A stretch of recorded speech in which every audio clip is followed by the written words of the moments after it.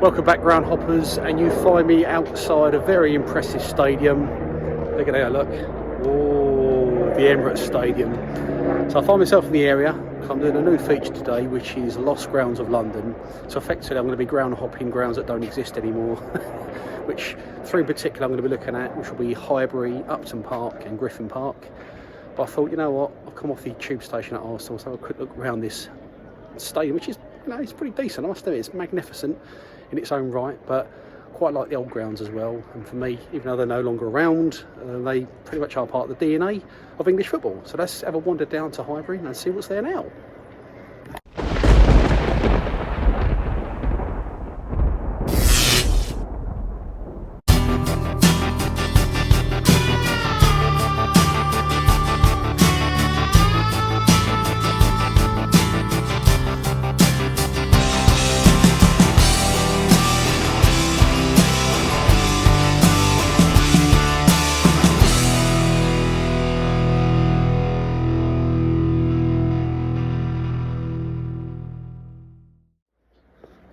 So I'm just walking to Highbury now.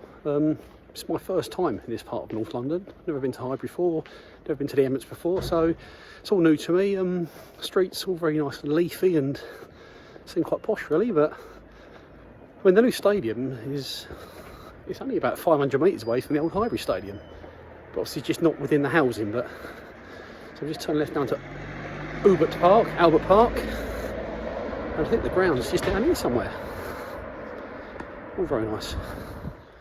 So sort of Highbury, back in its day, sort of pre-Hillsborough and the Taylor Report, when it was all terrace, held about 60,000. So that got sort of curtailed down to 38,000 when it became an all-seater. But you can imagine 60,000 people walking around these streets for a match day. It must have been absolutely mad. It packed out, but because these houses would have been here at the time, so it would have been like this 60 years ago on this road. But yeah, absolutely fascinating.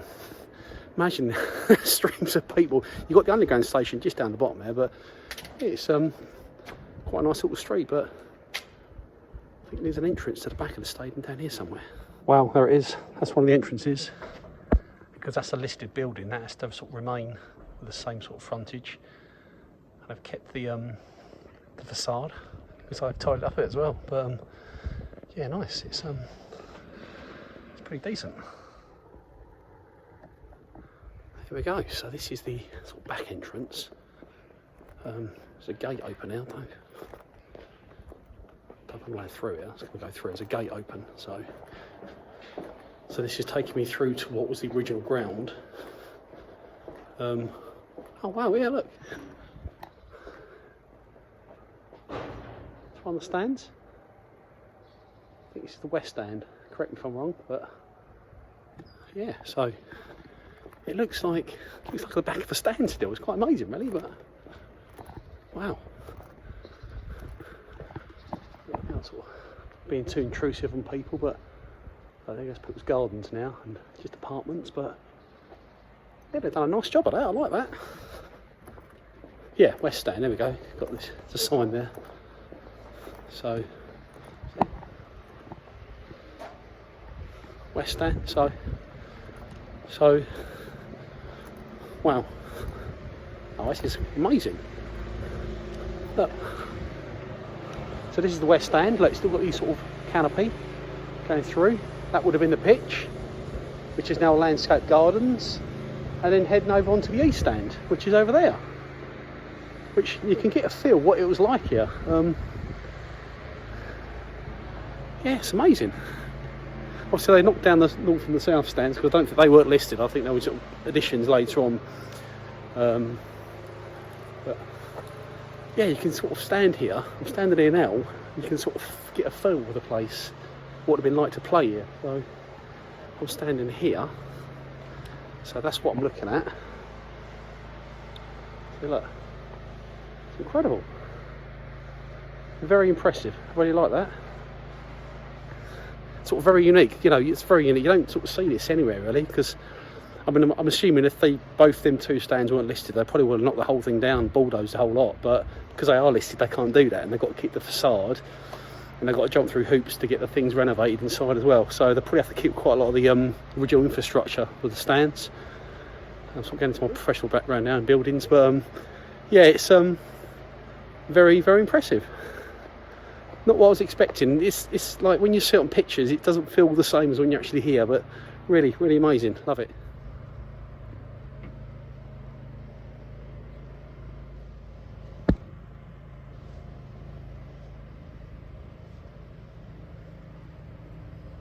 Now that you can see where it's sort of terraced up, the stand, which is still original. I've had like a glazed panel on the front now, but yeah, it's absolutely fascinating. Sort of retained that side column as well.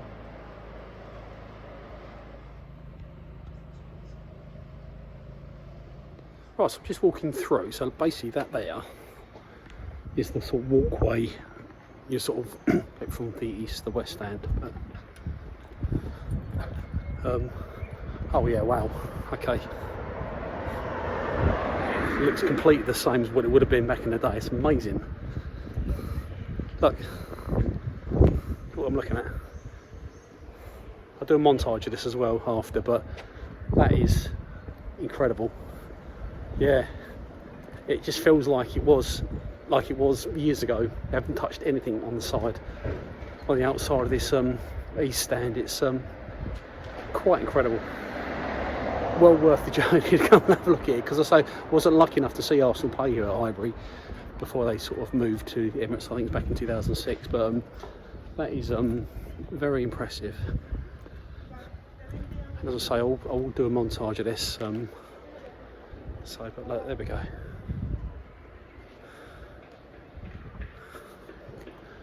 Great, there's an entrance as well, like a reception. I don't know if I'm allowed in there.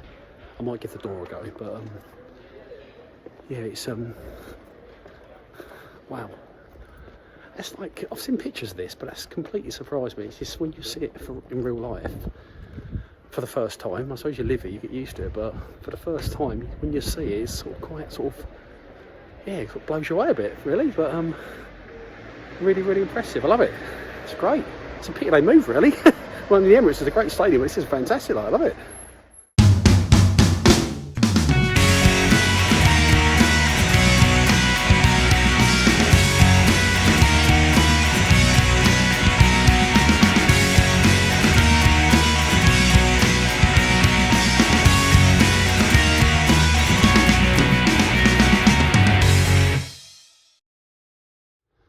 So the stadium's got a little bit of an Art Deco feel about it, sort of designed and built by a famous architect, but there's a reception door. We'll try and get in there.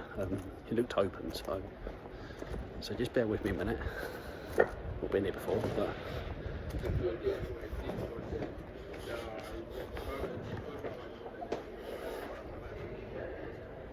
oh yeah, I'm in.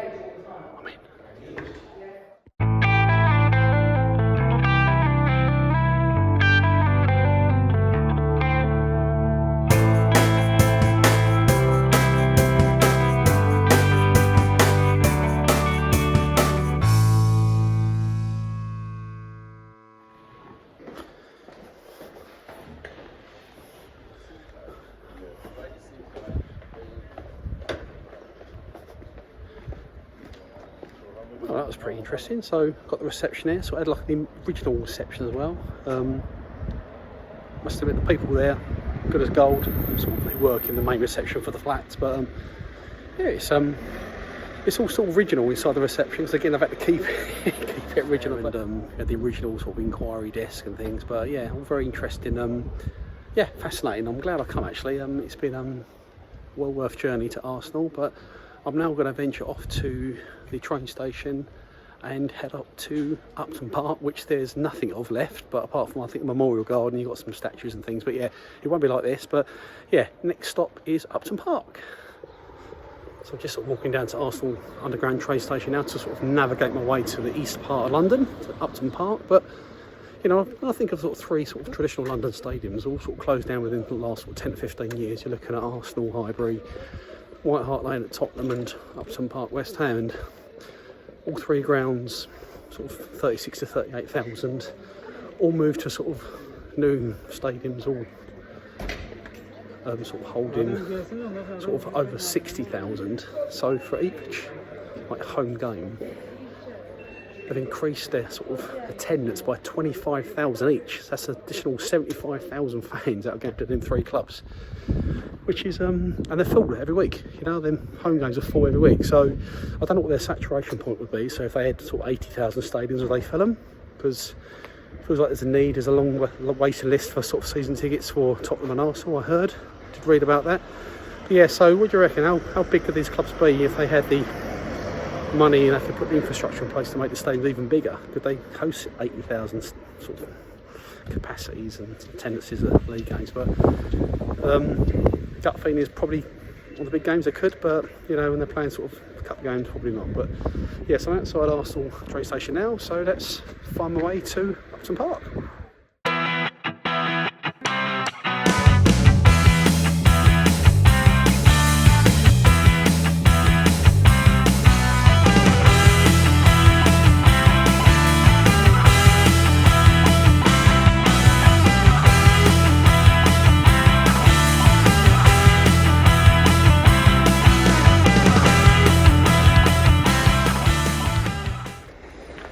If you haven't already subscribed, make sure you subscribe, like and comment.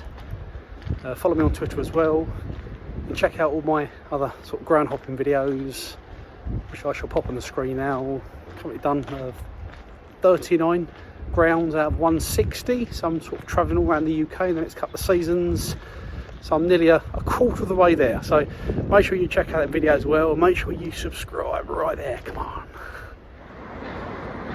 So welcome to the second leg of my non-existent ground hopping grounds I'm visiting today in the sunny east end of London. So a little bit different to North London this morning. It's a bit cloudy up there this morning, but yes, I've just come out of Upton Park tube station. I'm just walking down to what was the site of the old bowling ground. I'm going to wander around. I think it's like a memorial garden or something inside where the ground used to be. But yeah, so I'll see if I can get inside that as well. But yeah, so in the streets of East London.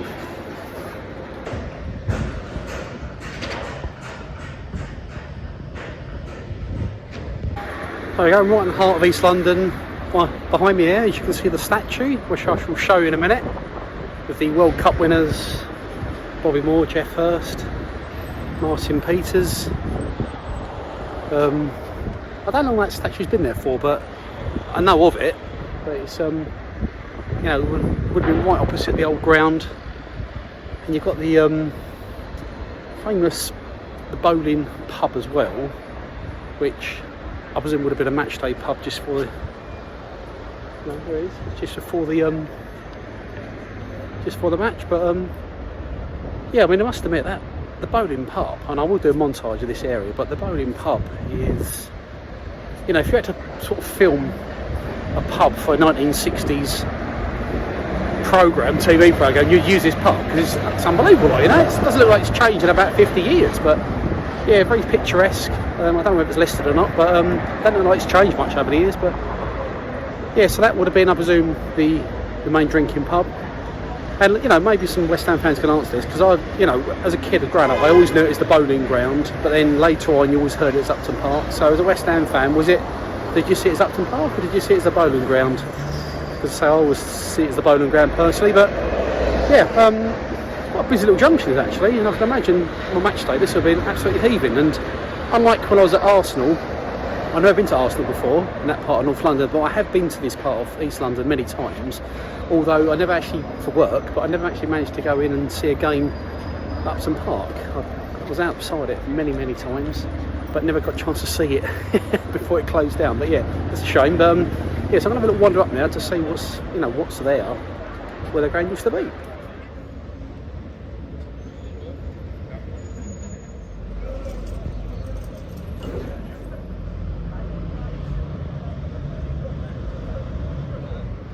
Yeah, so this would have been the on the left hand side of me. I'll pan round in a minute. This would have been sort of leading up to the stadium now. So it's just lots of blocks of flats now. No resemblance whatsoever of what used to be here.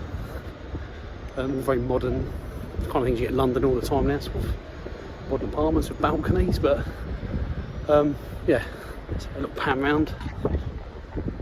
So it's all about. So So a bit different to Highbury, because Highbury they've retained 2 of the stands, but here at Upton Park the whole thing's been completely levelled and they just built new apartments. But there is a garden inside through the middle, which I want to have a look, because I think, looking at the aerial photographs, I think there's centre circles there, which is in the middle of the site. So see if we can get into that and see if there's like any sort of plaques and things sort of commemorating what the ground was about. But yeah, the Trevor Brooking stand I think was this end. I think the Trevor Brooking stand would have been that side, but Trevor Brooking, quick stat for you by the way. Trevor Brooking was caretaker manager over 2 periods. When Glenn Roeder was sick, they got relegated out of the Premier League, and then he took over again in the old Division 1, which is now the Championship. And he was a caretaker manager over 2 spells, because Glenn Roeder then got sacked. He was a caretaker manager for 14 matches, and he only lost 1 match. Who did he lose that match to? Just to Gillingham. Come on, Gillingham. So that's our claim to fame. We inflicted the only defeat on Sir Trevor Brooking and his West Ham during his reign as a manager. But yeah, I'm gonna have a little walk through. Look, the gardens, it is all open actually. So let's have a look. I'll pan it around that. So as you can see, it's all very modern, all very high. But oh, Lyle, there you go, Lyle. John Lyle, the manager. So there's a little bit of resemblance there to former manager, right? So there's a little bit of a park here. And this is the centre circle.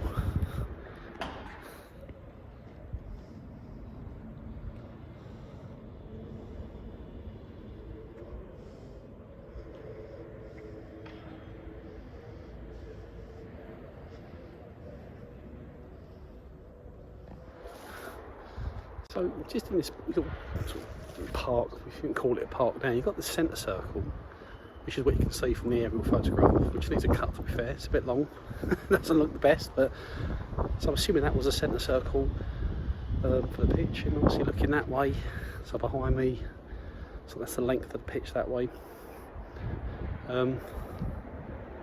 Yeah, it's there's nothing here to signify what was here. I thought there'd be something like a plaque or something like that, but it's sort of, what's this, a climbing frame? I don't know what this is, but yeah, it's a climbing frame, but a couple of benches, but nothing to say, you know, what was here, which was a pretty historic ground, to be fair. And it seems a shame really, because at least at Highbury they've retained the history. And when we're going after this ground, when I go to Brentford, the new ground isn't that far from the old ground, but it just seems a little bit of an anticlimax here at Upton Park, for being honest. Nothing to show for it. I think regarding like moving stadiums, this has probably had the biggest impact, because obviously they've got to Stratford, and I've been to that ground, and the new stadium is the London Stadium is magnificent. I went there for a European game early on this season, it's Anderlecht.